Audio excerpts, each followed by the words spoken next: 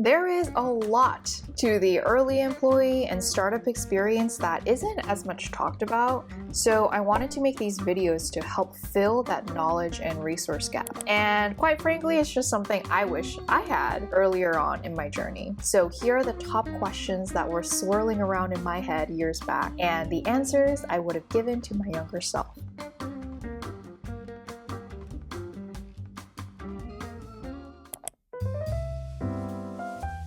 First question, should I join a startup or a big company? Personally, for me, I've been an early employee at a startup that has failed and also a startup that is currently in hypergrowth. I've had a breadth of experience, but obviously chose the startup route. However, this question is something that I've asked myself a lot, and there are a lot of pros and cons to consider. The pros of joining an early startup, I would say, is that you just get so much more ownership and autonomy over your work than would you have if you were to join a big company, which also means, if done well, that you learn at a quicker rate. Your scope of work increases over time, and you may be able to quickly own very large projects or own a big part of the business if you've been at that startup for some time. And let's say you join a startup that does really well, aka a rocket ship becomes a unicorn, a decacorn, or whatever.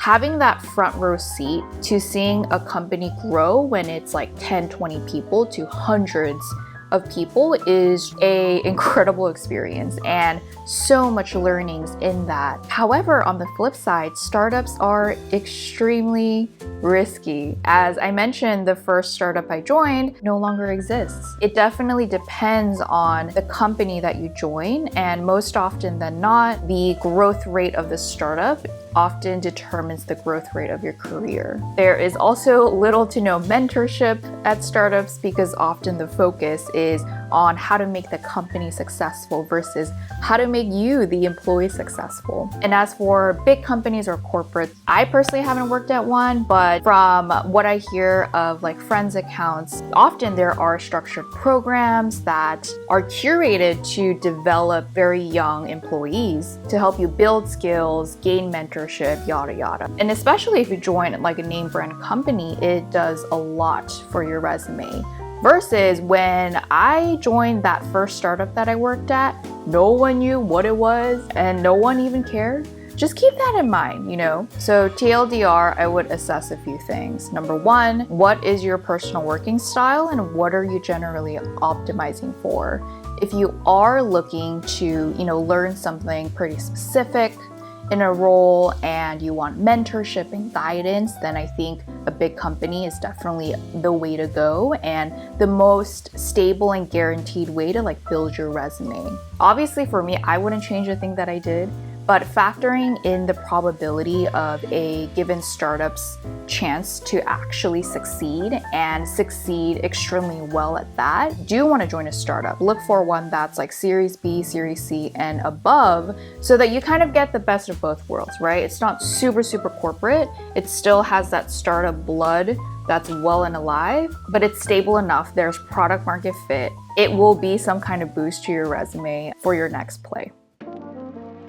Next question, how do I decide which startup to join? And I think this is such an important question. And even for me, looking back, I didn't really do a lot of due diligence because frankly, I didn't even know what questions I should be asking. Definitely made more like gut-based decisions, which has worked very well for me. But I think it's always better to have a well-informed decision. So some of the questions I would ask now is, do they have product market fit? Which basically means, is the problem that they're solving, are they actually solving it for a large amount of users? Definitely helps assess the risk factor, right? Because if you're pre-product market fit, then they're still proving to do, and it's still unclear if the company even has a shot at being successful. Who are their investors? Are they reputable people? Who else have those investors backed, and have any of their portfolio companies been successful? Has the company raised money recently, and how much and from whom? So basically, what round are they in? Like seed, Series A, B, whatever. How much runway does the company have? AKA, how long can the company survive on their given resources? Is it 12 months? Is it 24 months? That gives you a good indicator of how long you may have a job for if things go really wrong. What does the leadership team look like? And how is the diversity in that? AKA gender ratio, ethnicity, etc. Do you even like the product? I know for some people this isn't as important, but personally for me, it's so crucial for me to actually love what I'm supporting or building on. And obviously there is no formula. Ooh, if they meet XYZ criteria, then this is the perfect startup to join. Because obviously you need to be qualified, you have to get the job, etc. Just try to get all the data points as possible, assess your own personal risk tolerance, and just ask yourself, what are you really optimizing for? Take all the information you gathered to then make a decision.